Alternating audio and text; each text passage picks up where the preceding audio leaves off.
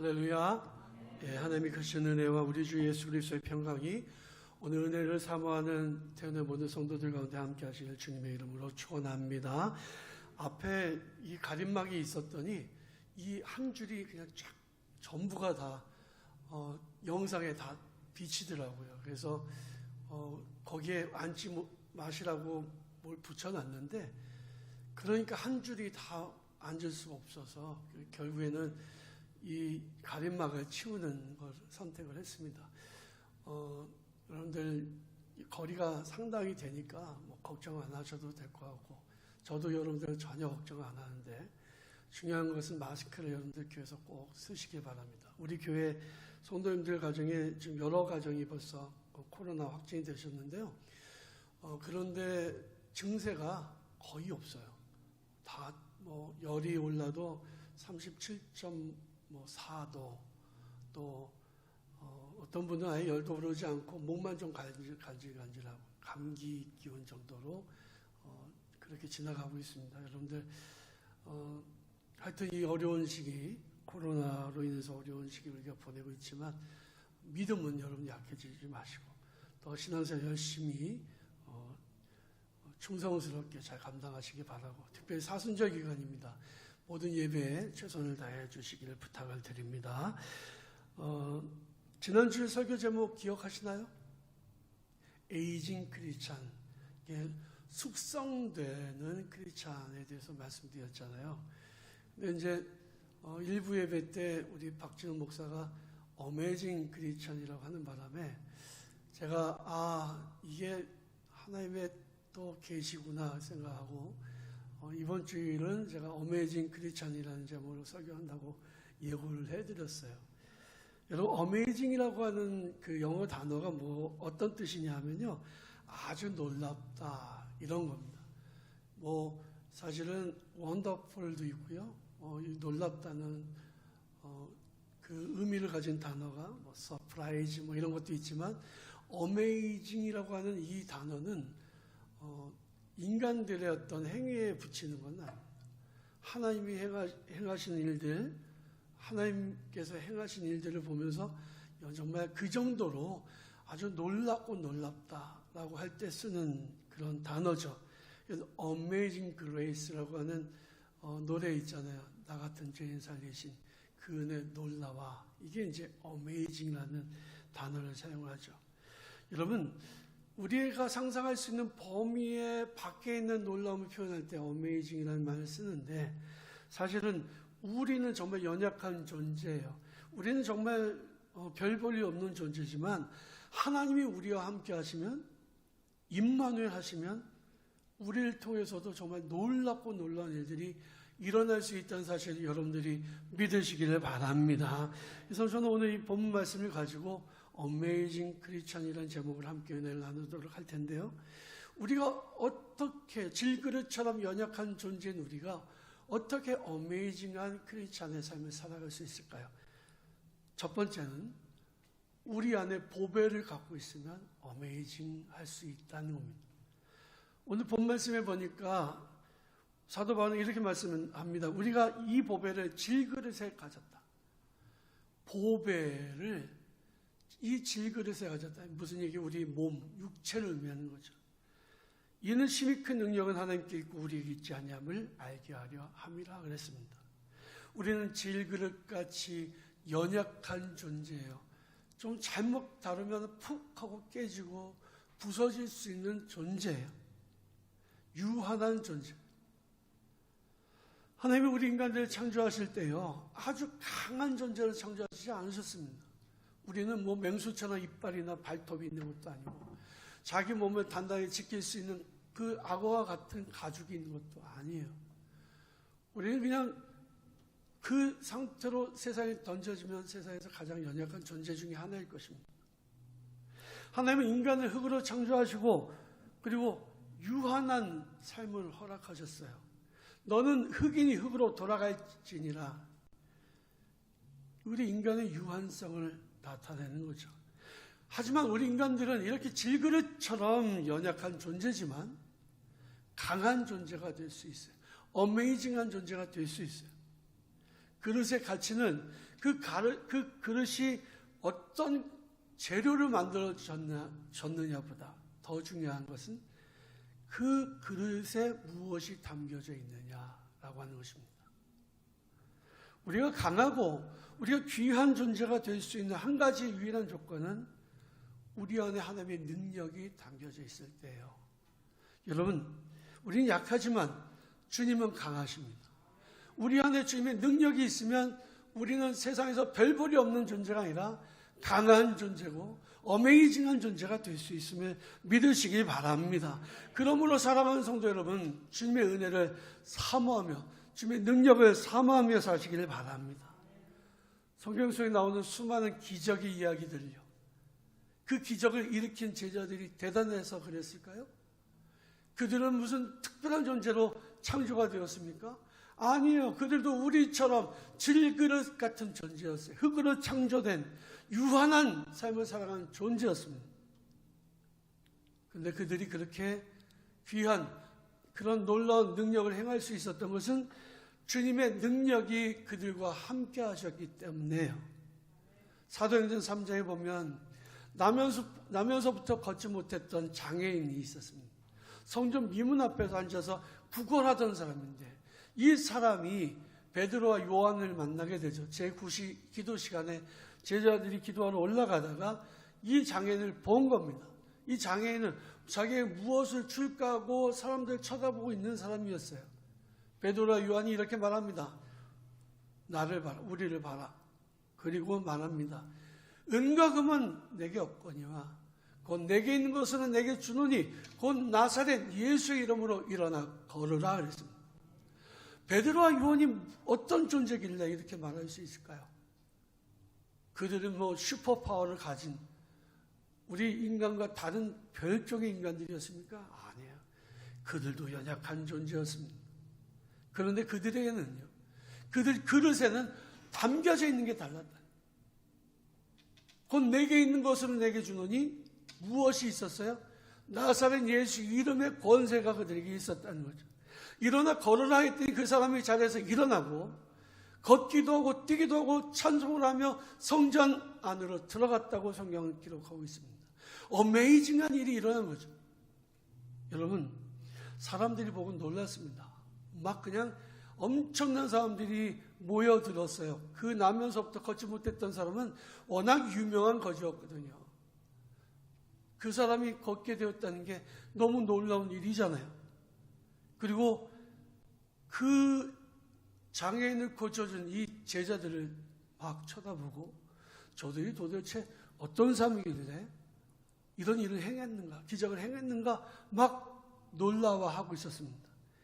그때 베드로가 이렇게 말합니다. 이스라엘 사람들아, 이 일을 왜 놀랍게 여기느냐? 우리 개인의 권능과 경건으로 이 사람을 걷게 한 것처럼 왜 우리를 주목하느냐? 우리 개인의 경건과 능력이 아니라 나사렛 예수의 이름으로 이 사람이 낫게 되었다. 너희들 이것을 보고 있다라고 말씀하고 있는 거죠. 우리는 질그릇같이 연약한 존재지만 주님의 능력이 내 안에 거하면 놀라운 기적이 일어날 수 있어요. 여러분들 삶 속에 정말 어렵고 힘든 문제와 그런 그 기적이 필요한 순간들이 있을 때 내 힘으로 내 능력으로는 안 돼요. 주님의 능력이 여러분들과 함께 하시면 정말 기적이 일어나게 되고 정말 사람들이 깜짝 놀랄 만한 그런 역사가 일어남을 여러분들이 믿으시기 바랍니다. 그러므로 질그릇같이 연약한 여러분들의 인생이지만 주님의 은혜 사모하시기를 바랍니다. 두 번째로 하나님의 백성이 어메이징 할 수 있는 이유는요, 아무리 어려운 일을 당해도 이겨내기 때문에 그렇습니다.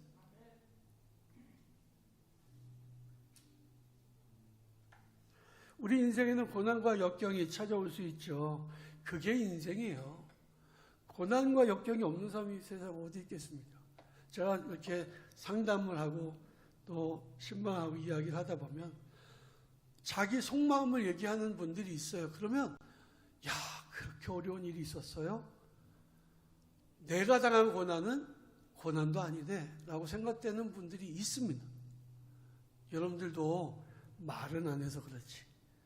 여러분들 인생에 고난과 역경이 왜 없겠어요? 그런데요, 믿는 성도들은 참 놀라운 것은 그 어렵고 힘든 역경을 이겨낸다는 거예요.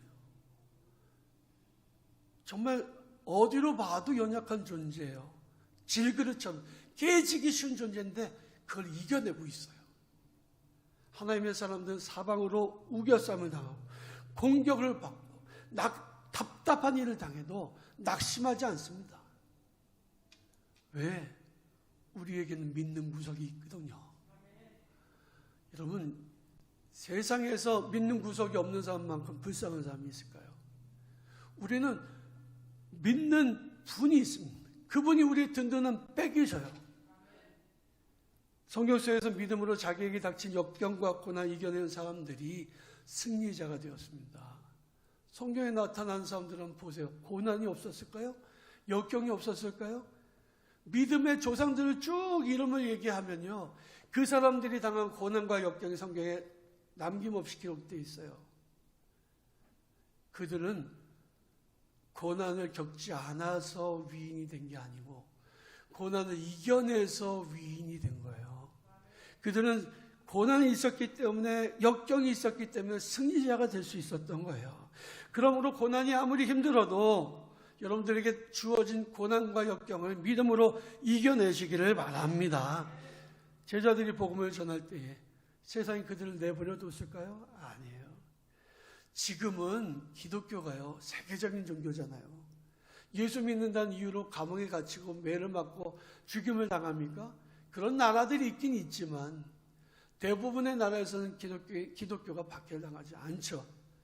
그러나 그 당시의 세계는 모든 세계가 기독교인이라면 다 잡아가두고 박해하고 죽였습니다. 한 도시가 일어나서 복음을 전하는 제자들을 공격하고 내쫓았습니다.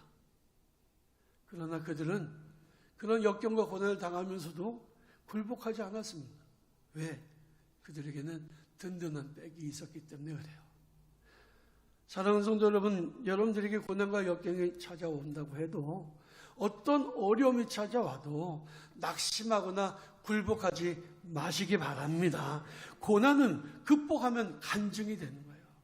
우리나라 일제에 의해서 식민지 통치를 받았잖아요. 사실 그때 정말 우리가 살아있지 않았으니까 모르지, 그 당시에 우리 민족이 얼마나 큰 고통을 겪었는지는 기록을 봐도 다 나와 있어요. 가장 어려운 일들 중에 하나가 우리의 이름을 못 갖게 했잖아요. 우리는 세 자리 성인데 네 자리 이름을 만들게 하고, 우리나라 한글을 가르치지 못하게 하고, 그리고 우리나라 역사를 가르치지 못하게 하고, 우리 기독교인들에게 가장 힘들었던 것은 일본의 귀신을 섬기게 했잖아요. 신사참배라는 거. 여러분, 신사참배는 국가 의례가 아닙니다. 그것은 엄연한 그 우상을 섬기는 종교의식이에요. 일본에 가면 신사에 사람들이 가서 입을 씻고 손을 씻고 그리고 이제 갑니다. 왜? 귀신 앞에 갔을 때 손과 입에 죄가 있으면 안 된다. 그리고 가서 귀신을 불러요. 손뼉을 3번 치면서 불러요. 그리고 머리를 조아립니다. 근데 우리나라에서요, 예배 드리기 전에 이 신사참배를 했다. 안 하면은 잡아 가두니까. 신사참배를 안 하면은 이거는 잡아 감옥에다 집어넣으니까 교회에서는 어쩔 수 없이 예배 전에 신사참배했어요. 장로님들과 목사님들을 1년에 한두 차례씩 남산에 있는 일본 신궁에다 데려다가 신사참배를 강제를 시켰습니다. 우리가 잘 아는 주기철 목사님은 신사참배 안 하겠다고 해서 감옥에 갇혔고, 감옥에서 모진 고문을 당하다가 돌아가셨어요. 여러분, 예수 믿는다는 이유 하나만으로 감옥에 갇히고 죽임을 당했습니다. 그런데 그 고난과 그 역경을 이겨낸 다음에 그 고난과 역경을 이겨낸 것이 간증이 됐잖아요.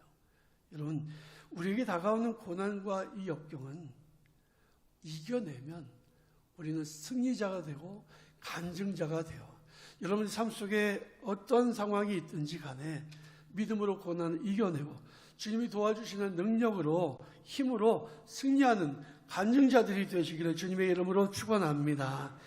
세 번째로는 이 그리스도인들이 어메이징한 이유는 자기를 위해 살지 않고 주님을 위해서 살고 주님을 위해서 죽기 때문에 그래요. 예수께서 십자가에서 죽으시고 부활하시기 전까지 제자들의 삶의 목표가 무엇이었냐? 잘 먹고 잘 사는 것이었습니다. 한번 높은 자리에 한번 올라가서 떵떵거리고 사는 것이었습니다. 그래서 예수님께 말씀드렸어요. 예수님 왕자를 차지하시면 하나는 우의정, 하나는 좌의정으로 시켜달라고 부탁도 했습니다. 성공하고 돈 많이 벌고 세상에서 보란듯이 잘 먹고 잘 살아보는 것이 그들의 인생의 목표였을 것입니다. 돈벼락 한번 맞아보는 게 인생의 이런 그 목표고, 그거 돈벼락 한번 맞아보면 소원이 없겠다, 이런 사람들도 있잖아요. 우리나라의 최고 부자가 스스로 목숨을 끊었습니다. 돈이 행복의 전부가 아니라는 거죠. 제자들의 목표는 성령을 받고 난 다음에, 예수님의 부활을 목격하고 성령을 받고 난 다음에 달라졌습니다. 그들은 살아도 주를 위해서 살고 죽어도 주를 위해서 죽겠다는 일념으로 복음을 증거하는 사람이 되었습니다. 경험해 보면은 이 세상에서의 즐거움이 별거 아니라는 것을 알게 돼요. 이번에 이어령 그 교수님이 세상을 떠났습니다. 그분의 아들이 인터뷰를 했어요. 그 아들도 교수인데 자기 아버지가 돌아가시기 30분 전에 이야기를 하는 거예요. 이제 돌아가실 때가 다 되니까 어떤 한 지점을 물끄러미 쳐다보고 있더라는, 그리고 미소를 짓더라는, 한번 죽으면 와봐라, 너가 어떤 존재인지 내가 한번 보자, 이런 모습이었던 것 같다고. 그리고 아주 편안하게 숨 한 번 내쉬고 돌아가셨다고 그렇게 간증을 합니다. 여러분, 천국에 소망이 없는 사람은 죽을 때 얼마나 고통스럽게 죽는지 몰라요. 천국에 소망이 있는 사람은 이 땅에서 살아가는 동안에도 천국의 삶을 살고, 우리가 이 세상에서 삶을 마칠 때에도 정말 편안하게 죽음을 맞이하게 되는 거죠. 하나님의 백성들은요, 그래서 어메이징한 거예요. 죽음도 극복한 사람들이거든요. 사도행전 한번 읽어보시면 아시지만 초대교회 성도들은 죽음을 두려워하지 않았습니다. 오히려 주님을 위해서 고난을 당하고 죽음을 당하는 것을 영광스럽게 생각했습니다. 이건 정말 놀라운 일이 아닐 수 없었어요. 자기의 목숨이 아깝지 않은 사람이 있을까요? 그런데 자기의 목숨, 하나밖에 없는 목숨을 주님을 위해서 아낌없이 드렸습니다. 오늘 본 말씀 뒤에 읽지는 않았습니다만 11절에 보니까 우리 살아있는 자가 항상 예수를 위하여 죽음에 넘겨짐은 예수의 생명이 또한 우리 죽을 육체에 나타나게 하려 함이라고 고백하고 있습니다. 예수의 생명이 우리 안에 있기에 우리는 죽음도 두려워하지 않는 거죠. 기독교 신앙의 위대함이 바로 여기에 있는 겁니다. 기독교인들은 죽음을 두려워하지 않습니다. 그래서 살아도 주를 위해 살고 죽어도 주를 위해서 죽는 게, 이게 그리스도인들이에요. 사랑하는 우리 태어난 성도 여러분, 사나 죽으나 주님의 영광 위에 살고 주님을 위해서 죽는 우리 태어난 성도들이 되시기를 주님의 이름으로 축원합니다. 마지막으로 그리스도인들은 하나님의 영광을 위해 살기 때문에 어메이징한 거예요. 세상 사람들은요, 세상의 욕심을 위해 살아갑니다. 우리는요, 인생의 목표가 달라요. 어떻게 하면 하나님을 기쁘시게 할까? 어떻게 하면 하나님을 영화롭게 할까를 생각하고 살아갑니다.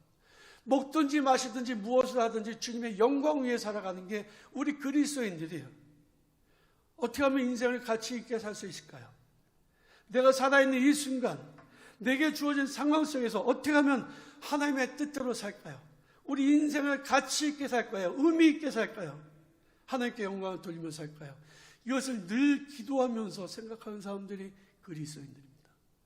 우리 중에 자기 위해서 사는 사람이 없다. 다 주님을 위해서 사는 거예요. 103년 전에 3.1운동이 일어났을 때 일본에 의해서 자주권도 빼앗기고 식민지로 전락한 땅에 살고 있었던 이 땅의 그리스도인들은 어떤 생각하고 살았을까요? 자기들이 살고 있는 이 땅이 나라의 국권을 빼앗기고 자유를 빼앗기고 그리고 일본에 의해서 식민 통치를 당하는 이 암울한 상황 속에서 그리스도인들이 할 수 있었던 것은 자유를 외치고 세계 만방에 조선의 독립을 선포하는 일이었습니다. 그래서 그리스도인들은 선교사님들 통해서 세계 우리나라의 억울한 일들을, 힘든 일들을 억울하게 나라가 빼앗겼다는 것을 알리려고 했습니다. 스크랜턴 그 선교사님이 우리나라에 와서 교회들을 세웠어요. 아현교회, 동대문교회, 상동교회, 다 감리교회죠. 거기서 세워진 그 그리스도인들, 거기서 또 목사 안수를 받은 분들이 3.1 운동을 그 주역이 되었습니다. 상동교회 전덕기 목사님 같은 분은 정말 대한민국 그 신민회라고 하는 사건에도 연루가 되고 우리나라의 그 독립운동의 주축이 된 분이었습니다. 이 나라가 그냥 일본화 되는 거 그럴 수도 있지. 대부분 사람들은 그냥 그렇게 술에 물 탄 듯 물에 술 탄 듯 그렇게 일본에 젖어들어 살아갔습니다. 그러나 일본은 세계에 뭐라고 얘기했냐면 조선인들은 스스로 나라를 세울 수 있는 능력이 없다. 그들이 우리에게 자기네를 좀 다스려달라고 부탁을 했다라고 얘기했습니다. 저들은 약한 민족이라 우리가 도와줘야 된다고 이야기하고 그래야 그들이 먹고 살 수 있다고 얘기했습니다. 세계 어느 나라도 조선이라고 하는 나라가 있는지 그 민족이 있는지도 몰랐습니다. 근데 그때 조선의 기독교인들은 목숨을 걸고 만세운동을 일으켰습니다. 종로에 가면은 태화복지관이 있어요. 그 태화 건물이 있는데 우리 감리교입니다. 그 태화관에서 그 당시에는 음식점이었는데 거기에서 33인이 모여서 독립선언문을 만들었습니다. 그리고 독립선언을 했어요. 그 중에 7명이 우리 감리교인입니다. 목사님들이었습니다. 3.1 운동의 핵심이 되는 그 중심이 되는 그 내용들은 기독교 정신으로 만들어져요. 여기에 천도교하고 다른 불교 대표 이런 사람들이 같이 합한 거죠. 3.1 운동도 교회를 중심으로 해서 불길같이 퍼져갔습니다. 우리나라의 3.1 운동이 있고 난 다음에 인도의 마하트마 간디가 크게 감동을 받고 비폭력 무정화 운동을 시작을 했어요. 인도의 시성이었던 인도의 시성이었던 사람, 이 타고르라고 하는 시인은 우리 조선에 가리켜서 동방의 횃불이라고 이야기했습니다. 그만큼 세계에 커다란 영향을 미친 것이 3.1 운동이에요. 우리는 이 땅에 살고 있는 그리스도인들입니다. 우리가 어떻게 해야 하나님의 영광 위에 살 수 있을까? 지금 이 순간에 우리가 무엇을 해야 하나님을 기쁘시게 해드릴 수 있을까를 우리는 기도하면서 생각하고 실천하면서 살아가야 됩니다. 고린도서 4장 15절 말씀에 보면 이런 말씀이 나오죠. 이는 모든 것이 너희를 위함이니 많은 사람의 감사로 말미암아 은혜가 더하여 넘쳐서 하나님께 영광을 돌리게 하려 합니다. 우리 믿는 성도들이 하는 행동들을 보고 세상 사람들이 하나님 앞에 감사하게 되므로 하나님께서 영광을 받으시게 될 거라는 거죠. 우리가 이 땅에 우리 태원교회가 세워졌고 태원교회 성도로 부르심을 받았습니다. 우리 어메이징한 삶을 살아가야 돼요.